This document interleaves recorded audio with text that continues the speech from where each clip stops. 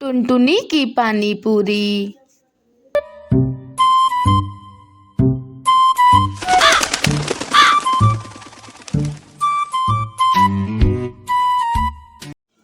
सुंदर वन के जंगल में टुनटुनी चिड़िया अपने पति बंटी कबूतर के साथ रहती थी।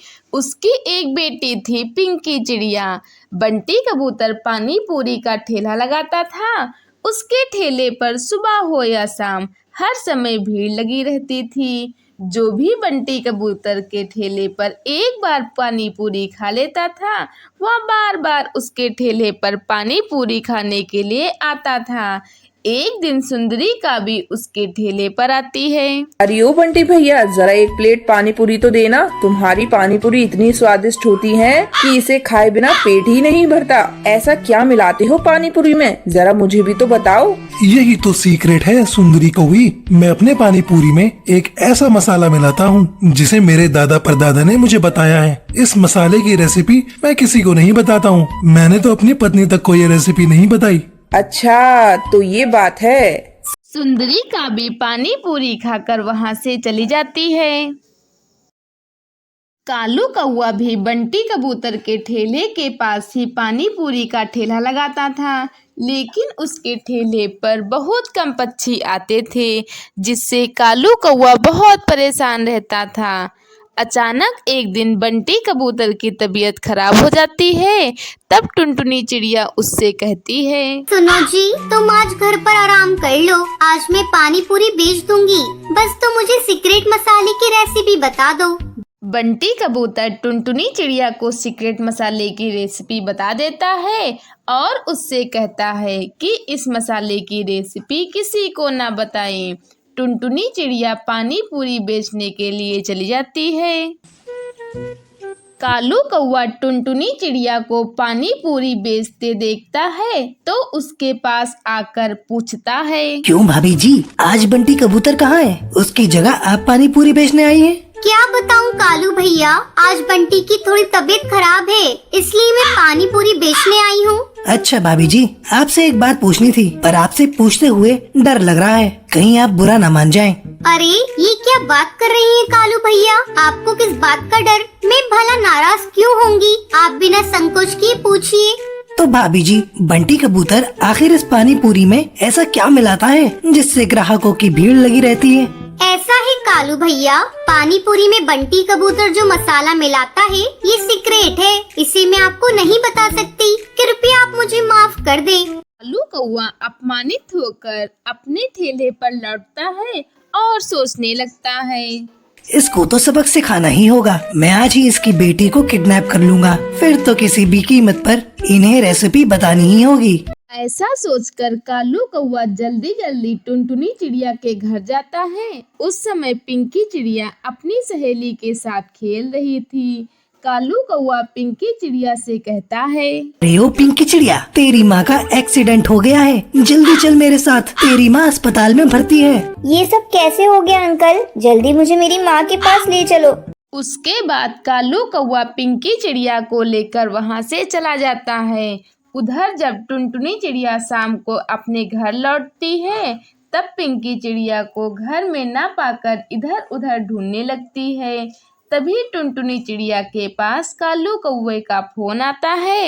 हेलो टुनटुनी चिड़िया, मैं कालू कौवा बोल रहा हूँ। मैंने तुम्हारी बेटी को अगवा कर लिया है। अब पिंकी चिड़िया तुम्हें वापस तभी मिलेगी जब तुम पानी पूरी के सीक्रेट मसाले की रेसिपी मुझे बताओगी, और अगर तुमने मसाले की रेसिपी मुझे नहीं बताई तो मैं पिंकी चिड़िया को मारकर खा जाऊंगा। अब तुम सोच लो तुम्हें क्या करना है। मैं तुम्हें 10 मिनट का समय देता हूँ।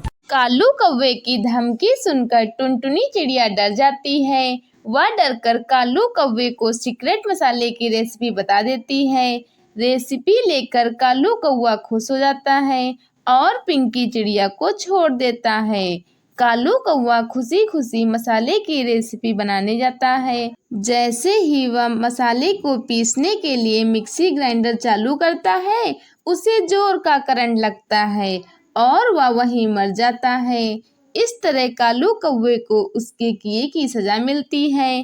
फिर बंटी कबूतर टुनटुनी के साथ मिलकर खुशी खुशी पानी पूरी बेचने लगता है। खिलौने बेचने वाली चिड़िया। कश्मीर में बहुत समय पहले खिलौने बेचने वाली टुनटुनी नाम की चिड़िया रहती थी। अच्छे खिलौने होने के कारण सारे पक्षी टुनटुनी चिड़िया के खिलौने खरीदते थे। उस गांव में एक और खिलौने बेचने वाला कौवा रहता था। उसका नाम कालू था। वह टुनटुनी से बहुत जलता था। वह यही सोचता था कि टुनटुनी को कैसे परेशान किया जाए। पापा खिलौने, पापा खिलौने। बहन जी, वो लाल रंग का खिलौना देना मेरे बच्चे को। ये लो बेटा। दीदी मुझे वो नीले रंग की गाड़ी दे दो।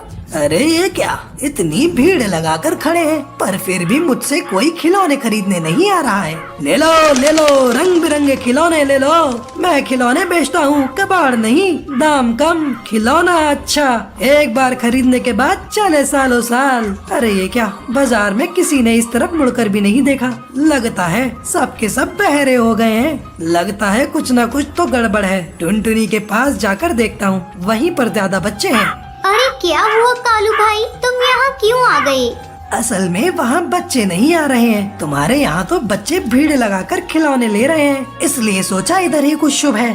अरे कालू भाई, ऐसा कुछ नहीं है। असल में बात ये है कि पक्षी पैसा देकर अच्छा सामान खरीदते हैं। तुम भी अच्छे खिलौने दो तो बच्चे भी तुम्हारे पास भीड़ लगाकर खिलौने खरीदेंगे। कालू खिलौने वाला सोचकर बोलता है। बड़ा ज्ञान देने वाली बन रही है। रुक, तेरा ज्ञान निकालता हूँ। बहन तुम यहाँ पर खिलौने बेचो और मैं तुम्हारी जगह जाकर खिलौने बेचता हूँ। ठीक है कालू भाई, जैसी तुम्हारी मर्जी।